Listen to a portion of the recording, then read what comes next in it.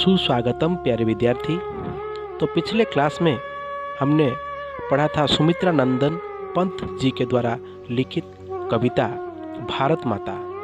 तो इस कविता को हमने पिछले क्लास में जहाँ छोड़ा था उसके आगे चलिए आज पढ़ते हैं। तो पंत जी आगे लिखते हैं, विश्व प्रगति से निपट अपरिचित, अर्ध सत्य जीवन रुचि संस्कृत, रूढ़ी रीतियों से गति कुंठित, राहु ग्रसित शरदेंदु हासिनी। तो पंत जी यहाँ कहना चाहते हैं कि भारत के लोग विश्व या संसार में विश्व प्रगति से निपट अपरिचित, भारत के लोग विश्व संसार में हो रही प्रगति मतलब आर्थिक उन्नति आदि से अपरिचित हैं। अर्ध सभ्य जीवन रुचि संस्कृत, अर्ध सभ्य का मतलब है जो भारत के लोग आधे नग्न हैं, असभ्य हैं, अर्थात उनमें मानविकता सभ्यता तो है लेकिन दीनहीन अशिक्षित हैं। उनकी जीवन की रुचि मतलब प्रवृत्तियाँ मार्जित हैं, अर्थात अपने स्वार्थ के लिए दूसरों से नहीं लड़ते, दंगा फसाद नहीं करते, उच्च मानवीय मूल्यबोध के प्रति समर्पित है। आगे लिखते हैं, रूढ़ी रीतियों से गति कुंठित, राहु ग्रसित शरदेंदु हासिनी। कहने का मतलब है परंपरागत रीति रिवाजों रूढ़ियाँ रीति रिवाजों से अंधविश्वास से ग्रस्त हैं, जीवन कुंठित अवदमित हो गया है। ऐसा लगता है मानो शरदेंदु अर्थात शरत काल के चंद्रमा जैसे भारत माता का मुख राहु ग्रह के द्वारा ग्रसित है, प्रफुल्लित मुख मुरझाया हुआ है। आगे लिखते हैं, सदियों का खंडहर निष्क्रिय मन, लक्ष्यहीन जर्जर जन जीवन, कैसे हो भू रचना नूतन, ज्ञान मूढ़ गीता प्रकाशिनी। सदियों का खंडहर निष्क्रिय मन, यह भारतवर्ष कई सौ वर्ष विदेशी शासन के अधीन रहा, इसलिए दरिद्रता और उत्पीड़न से घर बार का रख रखाव भी संभव नहीं। वो खंडहरों में बदल गए हैं और ये जो मन है, जनता का जो मन है वो काम करने को उत्साहित ना होकर निष्क्रिय हो गया है। लक्ष्यहीन जर्जर जन जीवन, अर्थात कैसे इस दुरावस्था से छुटकारा मिलेगा, कैसे नया जीवन बनाया जाएगा, इस संबंध में कोई ज्ञान या विचार या योजना नहीं हो पा रही है। कैसे हो भू रचना नूतन, ज्ञान मूढ़ गीता प्रकाशिनी। तो कैसे इस दुरावस्था से छुटकारा मिलेगा, कैसे नया जीवन बनाया जाएगा, इस संबंध में कोई ज्ञान या विचार या योजना नहीं हो पा रही है और नए निर्माण के ज्ञान का अभाव है। मूढ़ है, मूर्ख है, ज्ञान नहीं है।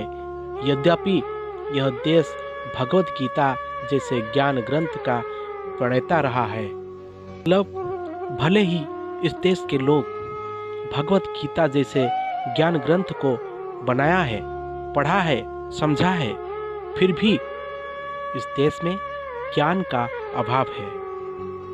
आगे लिखते हैं, पंचशील रत विश्व शांति व्रत, युग युग से है गृह आंगन श्रीहत, कब होंगे जन उद्योग जागृत, सोच मग्न जीवन विकासिनी। मतलब आप तो जानते ही हैं कि भारत की विदेश नीति जो है वो पंचशील नीति मतलब पंचशील पर आधारित है। पंचशील रत विश्व शांति व्रत, जो कि विश्व शांति भारत का व्रत है, अर्थात विश्व में शांति हो यह चाहता है। भारत देश पंचशील नीति के तहत विश्व में शांति बनाए रखने का पूरा प्रयास करता है। इसीलिए आज विश्व में भारत शांति वार्ता के लिए प्रसिद्ध है।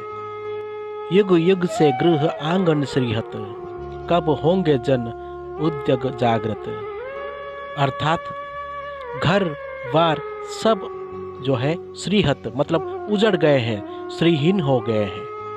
भयंकर गरीबी है, चारों तरफ हाहाकार मची है। कब देशवासी जागेंगे, कब उनका ज्ञान जागृत होगा, काम में लगेंगे, इसी चिंता में डूबे हैं। ये वो लोग हैं जो जीवन में विकास पथ में चला रहे थे, सभ्य समृद्ध थे। आगे लिखते हैं, उसे चाहिए लौह संगठन, सुंदर तन श्रद्धा दीपित मन, भव जीवन पृथ्वी अथक समर्पण, लोक कलामयी रस विलासिनी। उसे चाहिए लौह संगठन मतलब भारत को अब चाहिए मजबूत संगठन।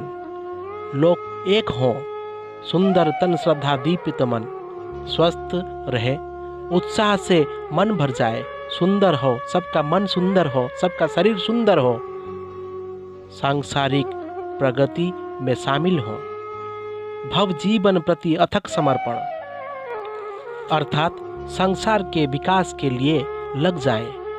मतलब अपने आप को संसार के लिए, संसार के विकास के लिए समर्पित कर दे, समर्पित हो जाए। साधारण जनों के लिए शिल्प उद्योग धंधे हों, भव जीवन प्रति अथक समर्पण, लोक कलामयी रस विलासिनी। मतलब साधारण जनों के लिए, जो कि साधारण जनता है, उनके लिए शिल्प उद्योग धंधे सब जो है मिल जाए, वे कला कौशल से युक्त हों, लोग जीवन के सुख या आनंद में निमग्न हो। ऐसा देश बने, ऐसा भारत बने, और हम ये कहते ना थके कि मेरा भारत महान। तो प्यारे विद्यार्थी, सुमित्रानंदन पंत जी के द्वारा लिखित कविता भारत माता यही समाप्त होता है। आगे हम एक नया विषय लेकर फिर उपस्थित होंगे। तब तक के लिए हमें इजाज़त दीजिए। धन्यवाद। भारत माता की जय।